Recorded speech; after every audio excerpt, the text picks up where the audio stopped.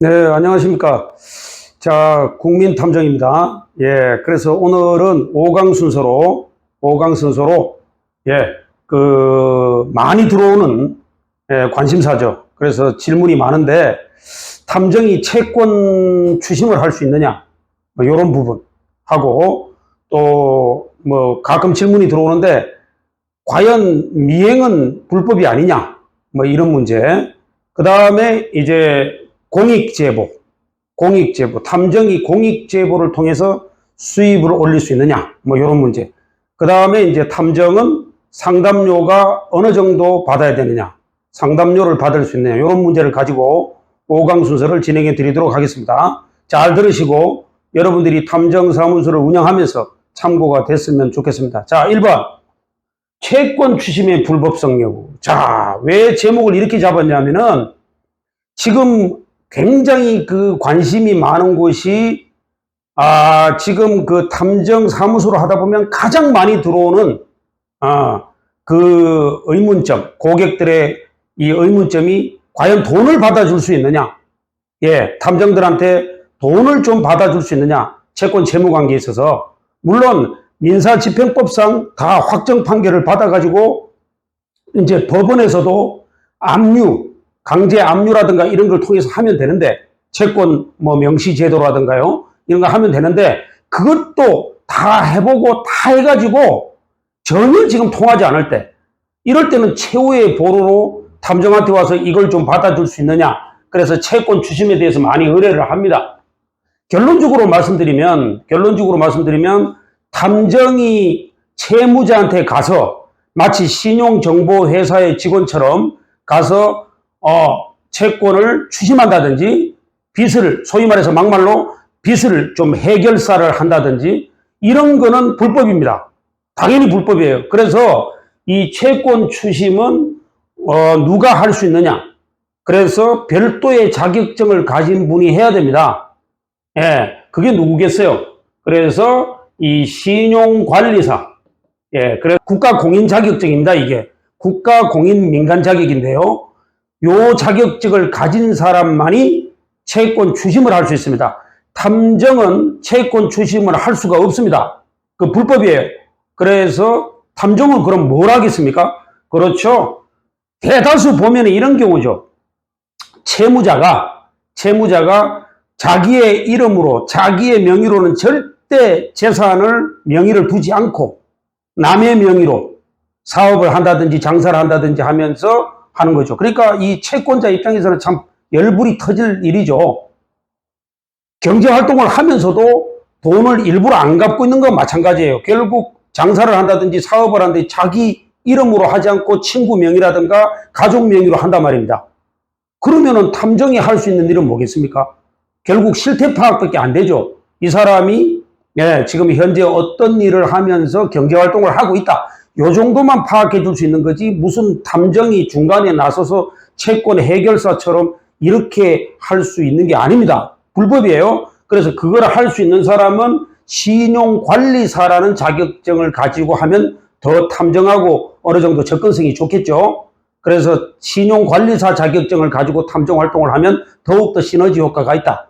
이런 말씀을 드리고 싶고요. 두 번째, 미행의 불법성. 자꾸 이런 질문이 오는데 탐정이 미행을 할 수 있습니까? 이렇게 질문을, 이거 불법 아닙니까? 이렇게 질문을 하시는데, 미행은 불법이 아닙니다.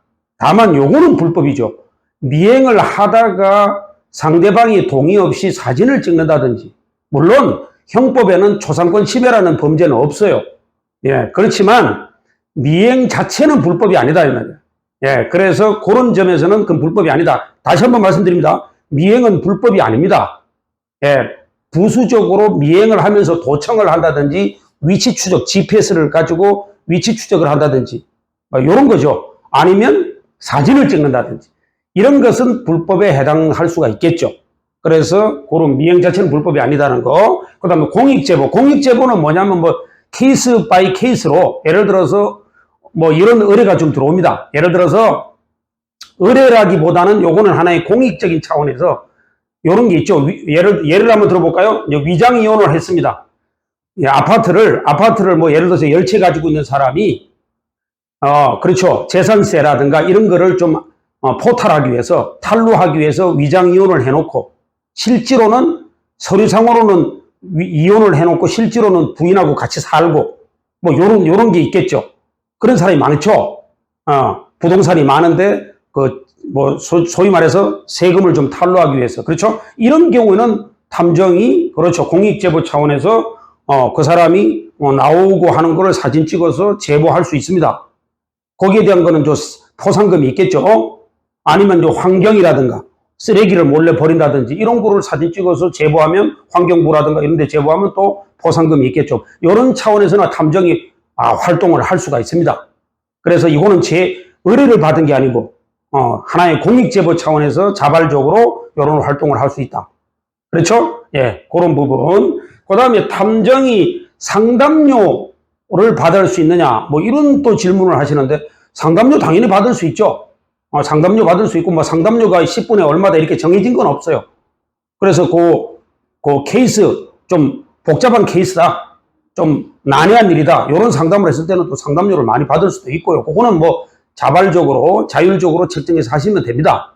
그리고 요 상담도 또 민사사건, 형사사건 이런 상담이 들어올 수 있죠. 그러나 국민의 알 권리 차원에서 아직 소송이 중이지 않은 거,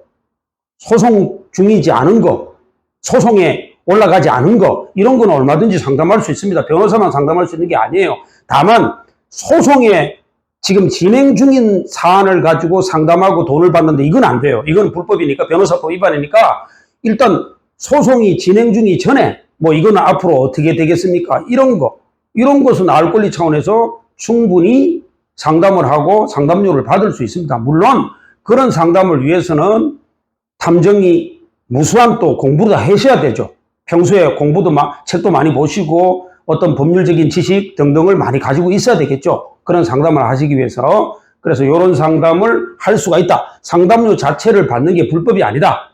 이런 말씀을 드리고 싶고요. 그래서 오늘은 요 4가지 중에서 가장 핫한 제목은 역시 채권 추심을 탐정이 할 수 있느냐, 이런 부분을 제가 중점적으로 말씀을 드렸습니다. 그래서 앞으로 탐정 활동을 하시면서 이런 걸 참고하셔서 많은 도움이 됐으면 합니다. 자, 오늘 5강 순서에서는 이런 4가지를 가지고 여러분들에게 말씀을 드렸고, 다음 시간에는 6강 시간에는 또 케이스 바이 케이스별로 해서 탐정이 어떻게 접근할 것인가, 이런 제목을 가지고 여러분들에게 강의를 해드릴 것을 약속을 드리고, 오늘 5강 순서는 이것으로 마치겠습니다. 자, 제 강의가 도움이 되셨다면 구독, 좋아요, 알림 설정, 댓글까지 부탁드리겠습니다. 감사드립니다.